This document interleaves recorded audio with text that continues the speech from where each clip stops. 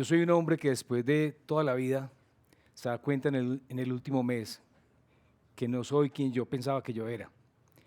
Y por eso vengo a hablarles de fútbol y de la vida, de dos temas que claramente no domino. Y la historia que les voy a contar hoy se llama Relatos de amor de futbolistas frustrados. Yo soy el papá de 3 hijos que hacen parte de esta historia y yo estoy convencido de que nosotros sí podemos cambiar el mundo. Y hoy con la alteridad estoy convencido de que nosotros tenemos que empezar a estar dispuestos a mirar con otros ojos distintos. Porque la alteridad es precisamente eso, es que nos presten los ojos para mirar el mundo con unos ojos diferentes. Y quiero invitarlos inclusive a un concepto que me inventé, que le pregunté a ChatGPT si me lo podía ayudar a definir, inclusive es la autoalteridad. Cómo soy capaz de mirarme a mí mismo con unos ojos diferentes, a partir de lo que me está sucediendo y cómo encuadro mi vida de una manera distinta.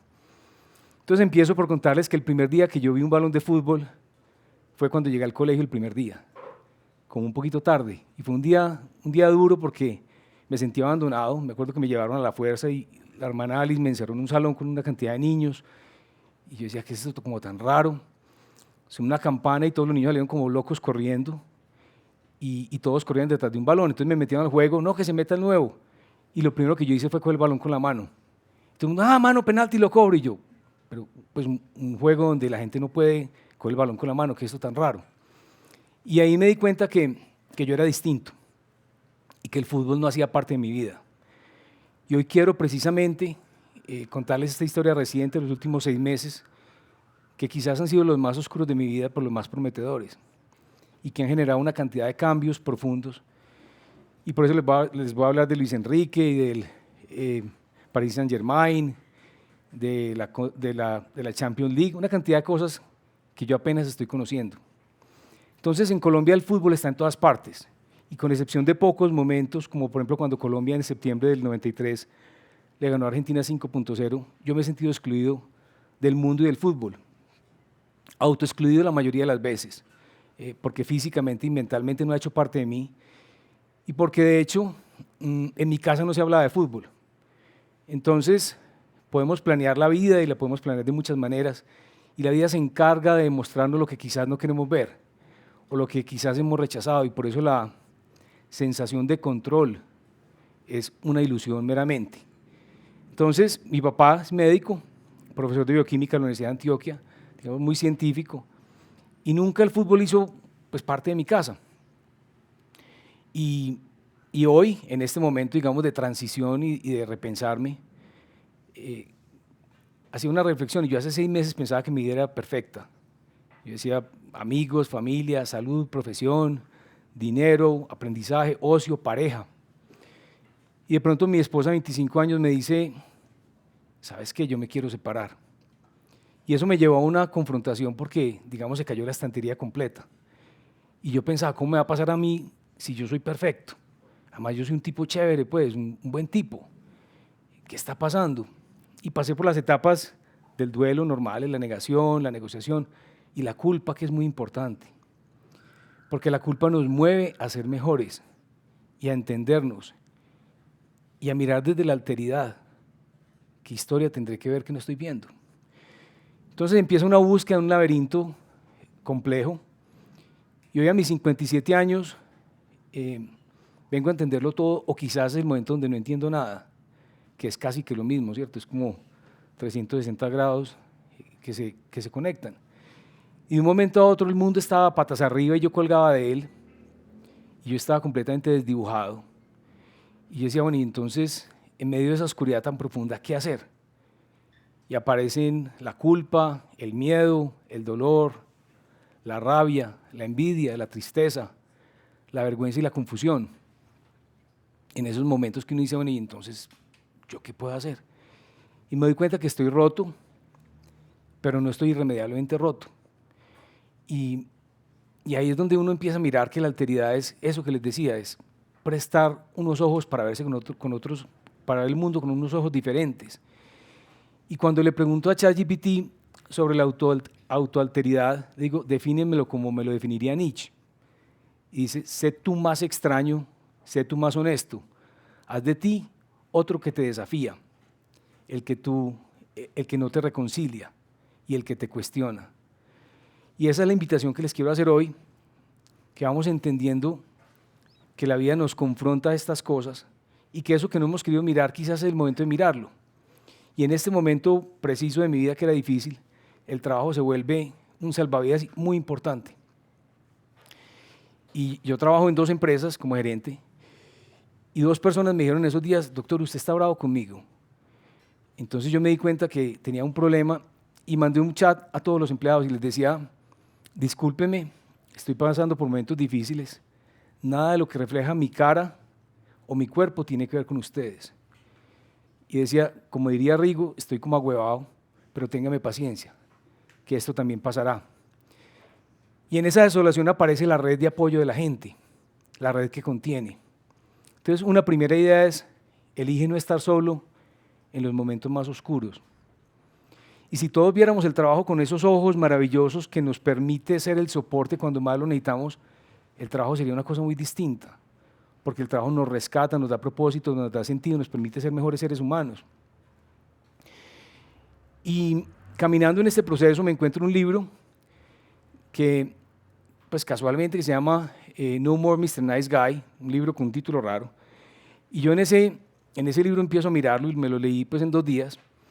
Y dice, los nice guys no son realmente buenos, son hombres que reprimieron las necesidades, los deseos, las emociones para obtener aprobación, amor y aceptación. Y esto me empieza a tocar profundo y digo, ¿será que por eso yo digo que soy un tipo tan bueno y he sido un nice guy toda la vida? Un tipo lindo, tratando de evitar el conflicto, de gustarle a todo, ser vistos como buenos, pero terminan frustrados, pasivos, resentidos, desconectados de sí mismos. Y empiezo una búsqueda, miro en los álbumes de la familia y encuentro 8 fotos. En todas estoy yo solo, rodeado de niñas. O sea, crecí sin niños a mi alrededor. Por eso fue cuando llego al colegio no conocía un balón de fútbol. Y cuando miro a mi familia, miro a mi papá, que es un hombre maravilloso, en todas las fotos mirando para arriba, o mirándose las manos, no mirando el celular porque en esa época no había celulares, o mirando al horizonte, y yo a un ladito. En una parece que tengo un balón de fútbol así encima, pero tengo es un coco. O sea, no tengo una sola foto con un balón de fútbol. Entonces me doy cuenta que los hombres, precisamente, en el caso mío, cuando veo que 57 años me he dicho una mentira, crecí con una distorsión de los roles masculinos y que aprendí que ser hombre es peligroso y que causa sufrimiento y que es malo y que inconscientemente desarrollo una versión segura de mí mismo, donde soy bueno, complaciente y el que no incomoda. Pero ojo que aquí la mitad son mujeres y también aplica para las mujeres complacientes. O sea, yo me leí Mr. Nice Guy, pero también existe Mr. Nice Girl. No existe el libro, pero es exactamente lo mismo. Y les quiero decir que yo tuve una infancia feliz, no vengo pues, a quejarme, sino es que yo porque no tuve absolutamente ningún maltrato, fui contemplado, fui consentido, fui cuidado. Pero hoy encuentro todo eso. Y los 3 hijos que les contaba al principio, nace el primero y dijimos, bueno, este sí va a ser futbolista, no como el papá, pero vamos a darle todo. Y lo metimos a clases de fútbol, hoy tiene 24 años. Y Pablo prefería mirar grillitos y mariposas en la cancha que jugar fútbol. Y bueno, con este no se pudo. Y llega Juli y decimos, bueno, Juliana va a ser la futbolista de la casa. Y la metemos a fútbol y Juli es una gran deportista, hace todos los deportes menos fútbol. Y 6 años después llega Esteban y decimos, no, pues no tenemos la plata, o sea, ni para qué le intentamos. Este salió igual. Y hace 2 años Esteban me dice un día, papá, te tengo que hacer una confesión. Un momento de silencio así que uno dice, aquí viene algo grave.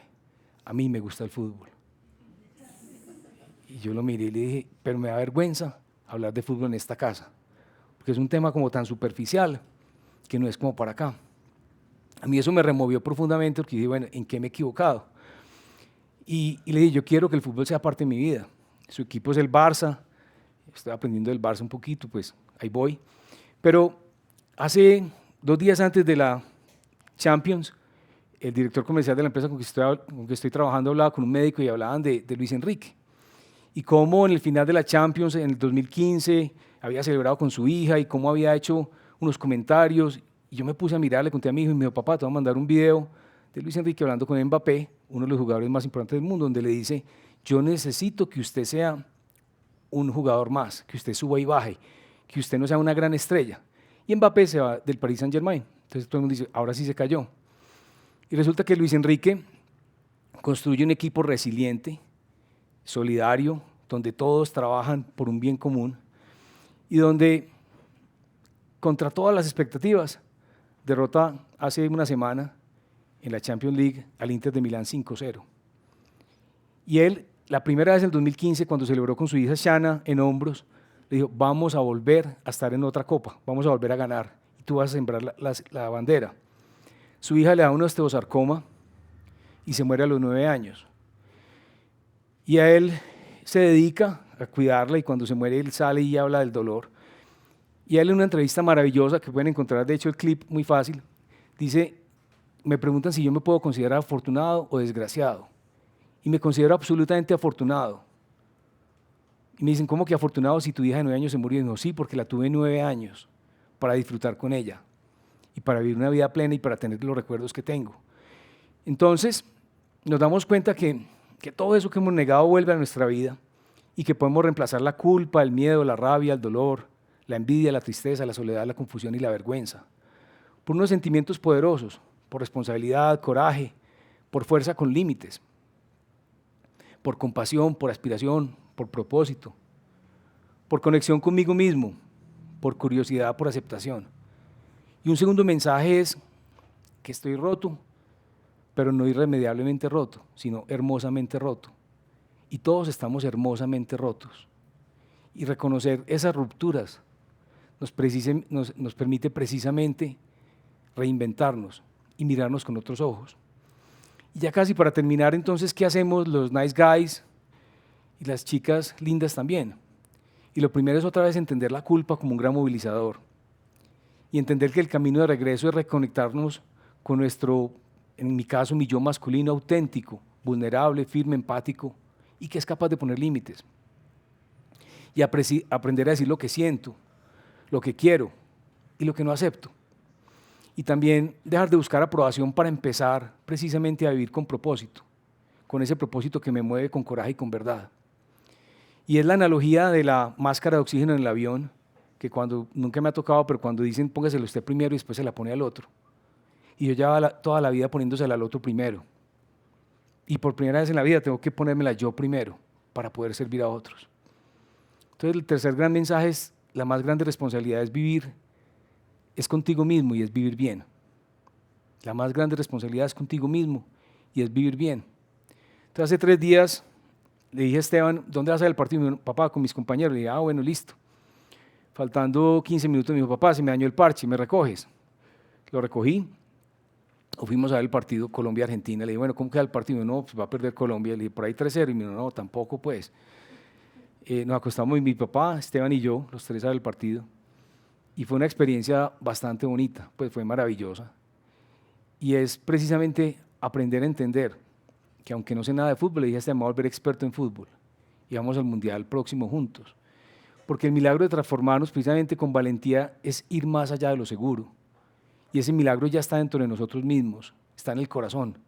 Tenemos que encontrarlos.